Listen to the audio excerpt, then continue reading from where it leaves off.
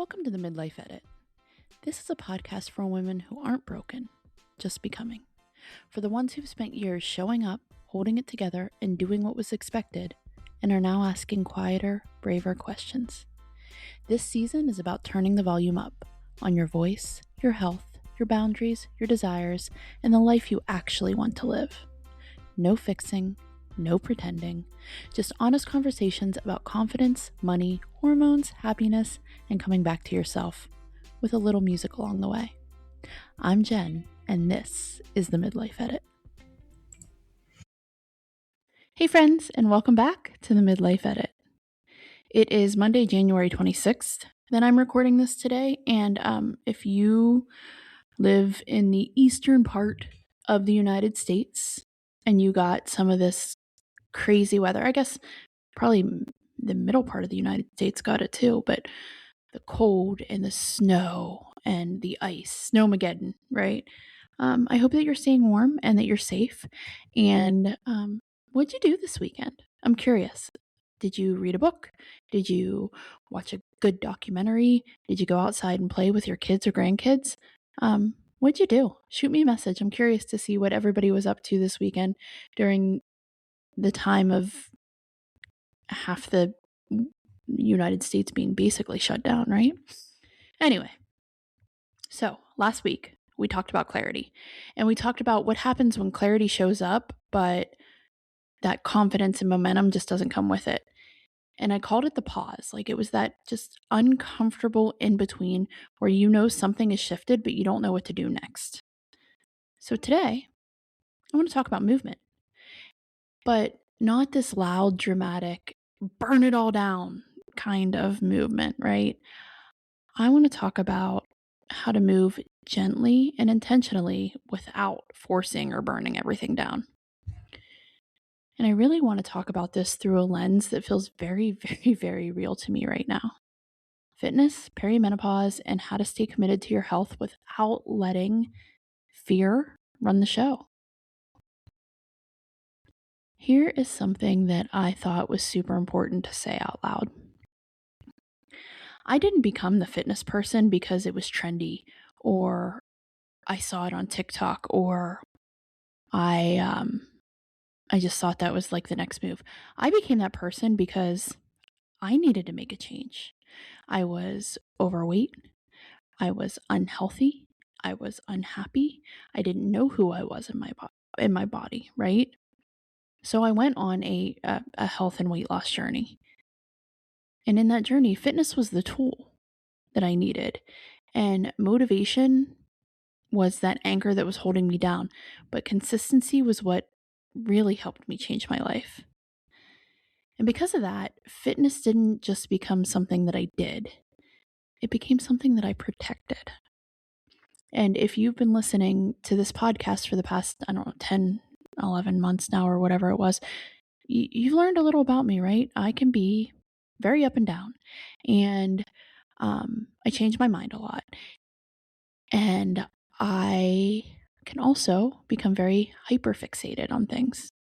And I feel like I'd gotten to that point with fitness because I worked so hard to get healthy again, to lose the weight that I did, and to kind of become this person where I wanted to become this fitness coach all of a sudden. And, that just wasn't the path that was right for me. But then I had to post every single day, and everybody had to see what I was doing. And, the CrossFit and the different gyms and, the 75 hard workouts and challenges and things like that. Like, I went all in. But underneath the discipline, there's fear. And I don't want to say there was fear. There still is fear, right? The fear of, what if I gain all the weight back? Or what if I fall back into old habits? Or what if easing up a little bit means I undo everything that I worked so hard for? And honestly, if you've ever lost weight or changed your health or just rebuilt trust with your body, you understand this pressure. And it is pressure, right? in your own head. But then, if you were like me and you were posting everything on social media, the one day you don't post, you feel like a failure, right? So now let's layer perimenopause on top of all that. Perimenopause, she's a bitch, isn't she? I mean, she brings on fatigue that doesn't match what your head's telling you. That effort in your head, that little voice that says, "Come on, let's get up, let's go. We're going to go to the gym. Everything's going to be great." But you're fatigued, your physical body is just so tired. Or your sleep that feels broken or like you don't get enough.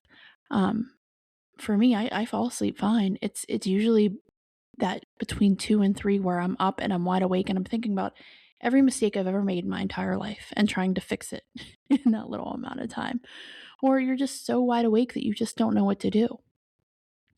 Or, your workouts that suddenly feel so much heavier than they used to.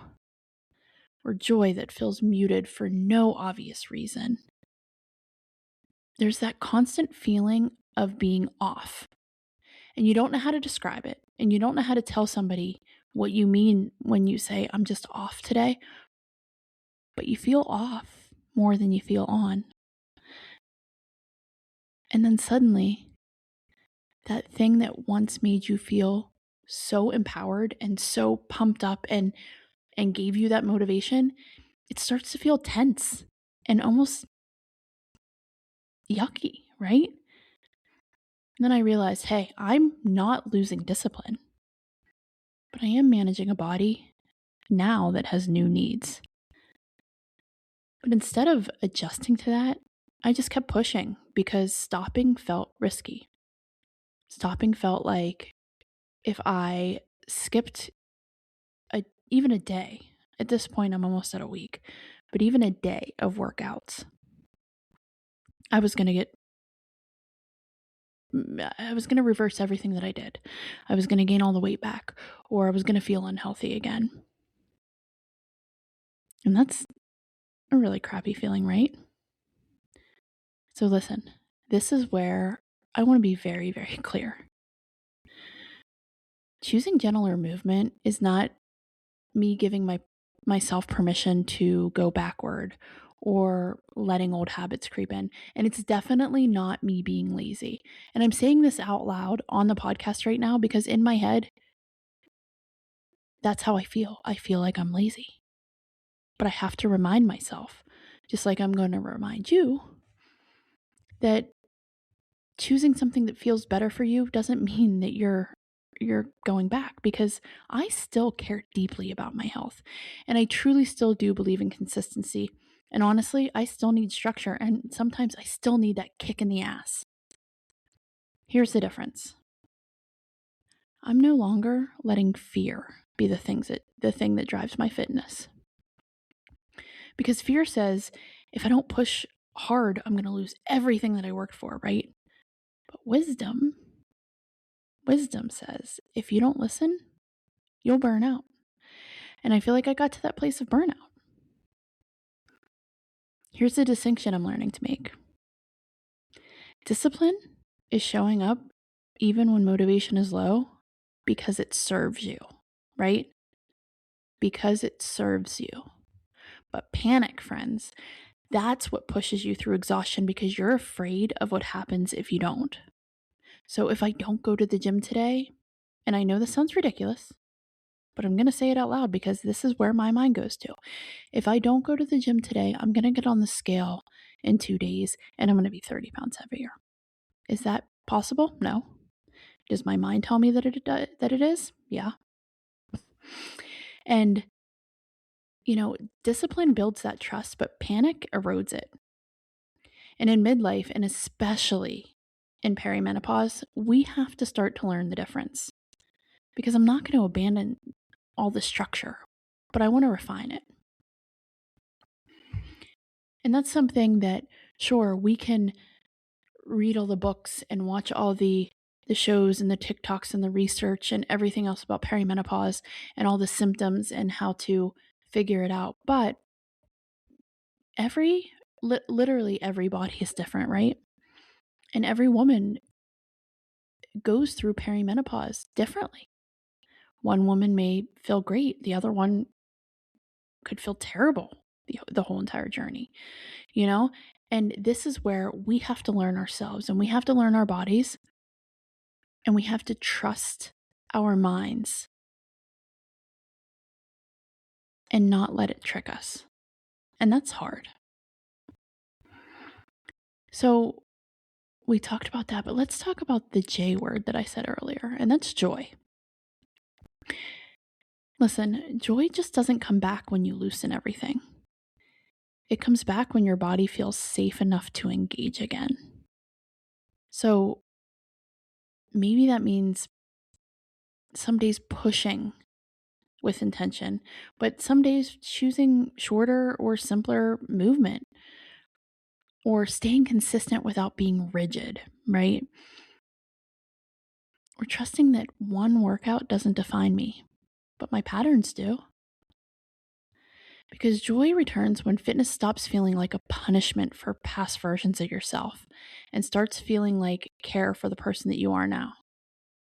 I've said it before, and sometimes I don't take my own advice. I will sit and I'll talk about it and I'll listen to it back again, or I'll reread my show notes or a post that I've made on social media. But I don't take that in for myself sometimes, right? Because going to the gym shouldn't be a punishment. It shouldn't be, oh, I ate 2 pieces of pizza, now I have to go work it all off. Going to the gym and moving your body should be something that you do for yourself that makes it feel good. And that's the part that I need to get back to. That's that mindset switch that I need to make. That's that bitch perimenopause playing with my mind again, telling me that I'm too tired all the time. Am I tired a lot? Sure. But there are those times where I just need to push through a little bit. But I also don't want that bitch inside my head saying, if you don't, you're going to gain all the weight back. There's got to be this constant, there has to be a way, I guess, for us to stop that constant. And I don't even want to say it's like the angel and devil on your shoulder. It's just that perimenopause bitch. So we got to stand up. We got to stand up to her, right? We have to say, okay, no, I'm not listening to you today. I'm going to go work my ass off at the gym because that's what I want to do. That's what my body's telling me to do. Or I'm going to have a rest day and not feel guilty about it because my body says that's what I need. This is the part I really, really, really want you to hear. Adjusting your approach does not erase your progress. Listening to your body does not mean you'll lose control. And gentleness does not mean that you're giving up. Listen, guys, I didn't work this hard to walk away from my health. I worked this hard to learn how to sustain it.